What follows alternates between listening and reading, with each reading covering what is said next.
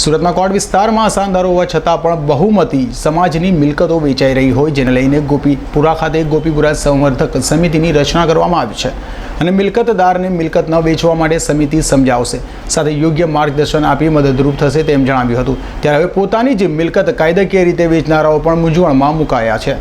સુરતના ગોપીપુરા સહિતના વિસ્તારોમાં અશાંત ધારો અમલમાં હોવા છતાં જે રીતે મિલકત તબદીલી થઈ રહી છે તેને લઈને ચિંતાનો માહોલ સર્જાયો છે। આ મિલકતદારોને યોગ્ય માર્ગદર્શન અને મદદરૂપ થવા માટે ગોપીપુરા સંવર્ધક સમિતિની રચના કરાઈ છે।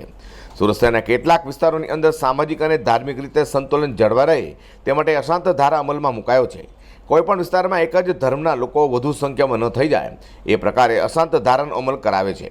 જોકે કોટ વિસ્તારમાં 2017થી અશાંત ધારો અમલી હોવા છતાં પણ અહીં મિલકતો ખૂબ જ મોટા પ્રમાણમાં વેચાઈ રહી છે અને તેને તબદીલી કરવાની કામગીરી પણ પૂર ઝડપમાં ચાલી રહી છે, જ્યાં વિસ્તારનો સૌથી મોટો પડકારનો વિષય બની જવા પામ્યો છે।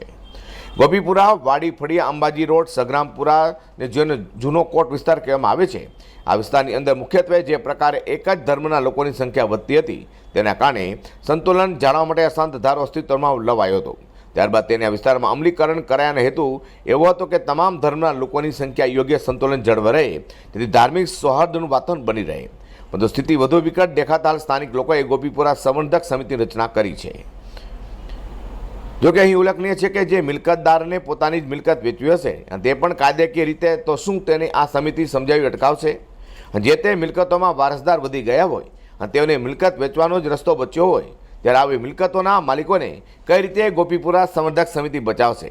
અને સાથે અશાંત ધારામાં પોલીસ તથા કલેક્ટરાલયનો અભિપ્રાય લેવાનો હોય, મિલકતદાર પોતે સરકારી કચેરીએ દોડી મિલકત વેચશે તો સમિતિ તેઓને કઈ રીતે અટકાવશે?